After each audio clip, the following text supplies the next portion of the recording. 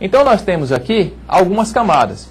Nós temos a camada de aplicação, a camada dos Storage Procedures, o SGBD e o banco de dados. Agora, ao permitir que a aplicação utilize diretamente comandos que vão ser executados pelo próprio SGBD, a gente pode cometer alguns erros. Por exemplo, uma consulta que não deveria ser, que não está correta. Nós podemos, por exemplo, abrir uma falha de segurança, uma vulnerabilidade às camadas. Então, para a aplicação enviar algum comando para o SGBD, essa aplicação ela tem que passar por um Storage Procedure.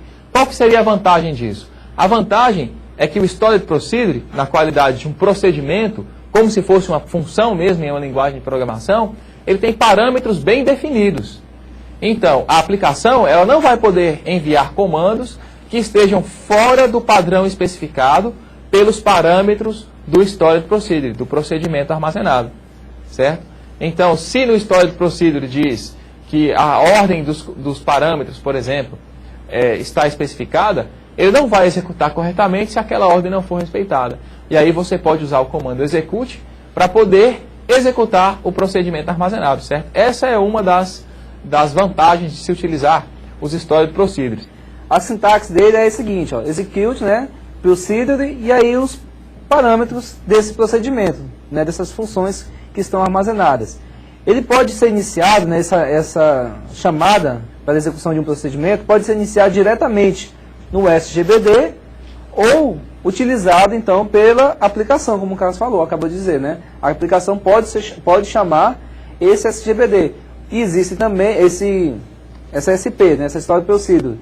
E existe também os casos no qual, muitas vezes, um DBA está fazendo um trabalho, uma atualização nos dados, no qual ele também faz chamada de Storage Procedures para a realização de algumas atividades, ou de manutenção do sistema, ou de atividades realmente relativas à junção dos dados, né, dentro do SGBD, dentro do meu banco de dados completo. Segurança, controle de acesso e reaproveitamento.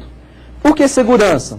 Né, segurança é já intimamente ligada ao controle de acesso. Por que nós temos isso como uma vantagem?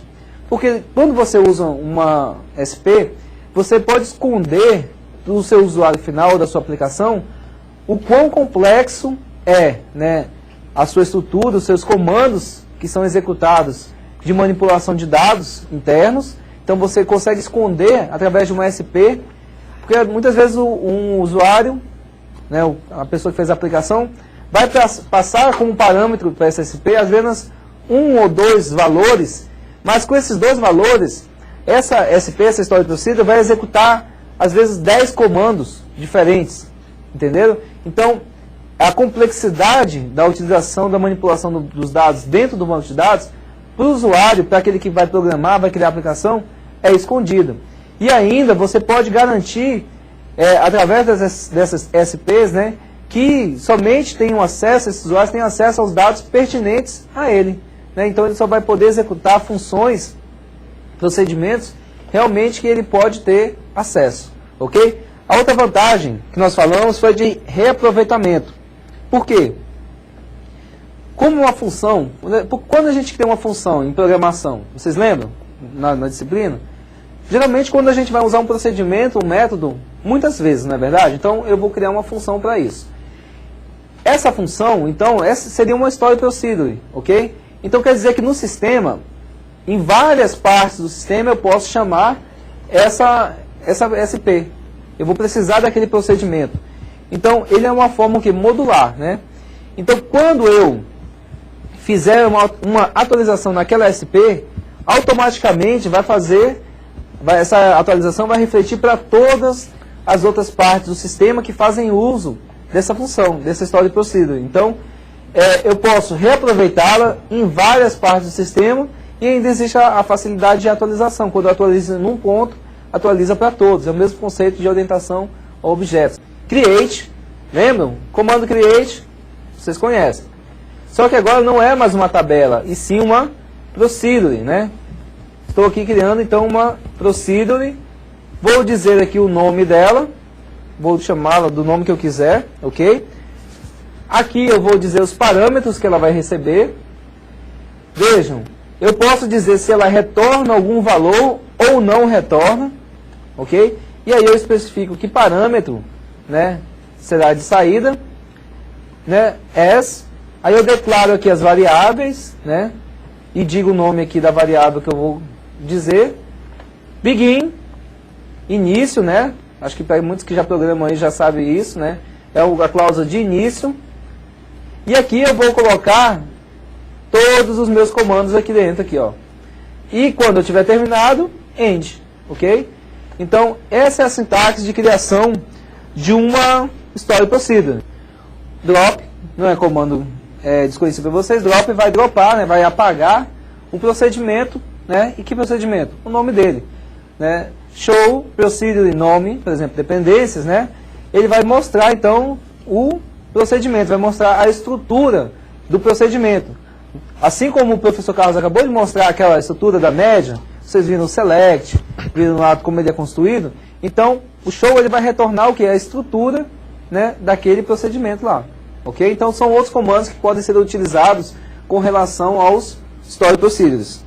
Ô Evandro, vale lembrar também que em relação aos story procedures, né, como sendo procedimentos independentes, existe a possibilidade de eu chamar um procedimento dentro do outro. Né? Então seria o caso de criar, de certa maneira, uma dependência entre os procedimentos, sendo que a ação de um poderia complementar a ação do outro, certo? Então você tem liberdade para criar os story procedures de maneira que reflita as necessidades da sua utilização do banco de dados. E outro elemento bastante comum são os gatilhos, também chamados de triggers. Né? Uma trigger ou um trigger é uma operação que pode ser disparada automaticamente por outra. Então, por exemplo, uma ação de matricular-se em uma escola, ela vai gerar automaticamente uma outra ação. Se a gente acompanhar aqui no slide, ao efetivar a matrícula, automaticamente vai ser feita a geração de boletos, certo? Então, uma vez que o aluno matriculou-se numa disciplina, então efetivamente vão ser gerados boletos no banco de dados. Cada boleto vai ter informações do tipo o número do boleto, o número do código de barras, a data de vencimento, se já foi pago, se não foi pago, se tem desconto ou se não tem, a qual banco que está vinculado, certo? Então, no momento da matrícula, automaticamente são disparadas outras operações. Essas operações, ou o disparo dessas operações, pode ser feito utilizando um trigger ou um gatilho.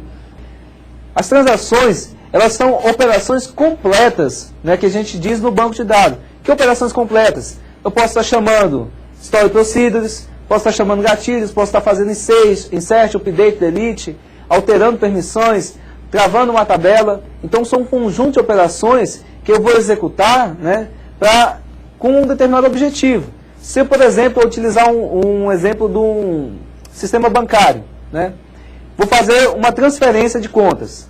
A primeira coisa que eu tenho que fazer é o quê? É travar, né, a tabela lá de quem está saindo o dinheiro, para que não haja alterações, né? Então, para outras pessoas não utilizarem. Somente o procedimento, a minha transação é que vai ter acesso a ela. Então eu vou ter que dar um select, tem que ver se o valor que eu estou querendo transferir tem na conta. Aí o que eu vou fazer? Eu vou dar um update nessa conta, diminuir o valor que ele quer, vou fazer um update na outra conta, na conta do favorecido, vai inserir esse novo valor, vai somar, e aí então eu vou destravar a tabela que eu havia travado.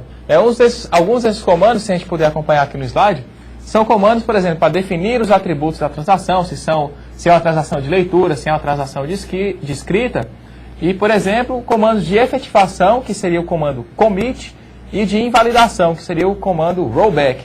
É quando que a efetivação acontece? A efetivação acontece, por exemplo, se o professor Evandro podia exemplificar, transferindo aí uns R$1.000 para a minha conta, né? Se a efetivação acontece, se a transferência aconteceu com sucesso, por exemplo. Agora, se na hora que ele estava confirmando a operação, acabou a energia lá e o computador dele desligou, então essa operação, o dinheiro já saiu da conta dele, mas infelizmente ainda não caiu lá na minha conta. Então tem que fazer a operação rollback, ou seja, tem que desfazer tudo que foi feito para que não fique um estado de inconsistência, para o dinheiro não sumir, né? Saiu da conta dele e não caiu aqui no meu bolso, uma pena, né?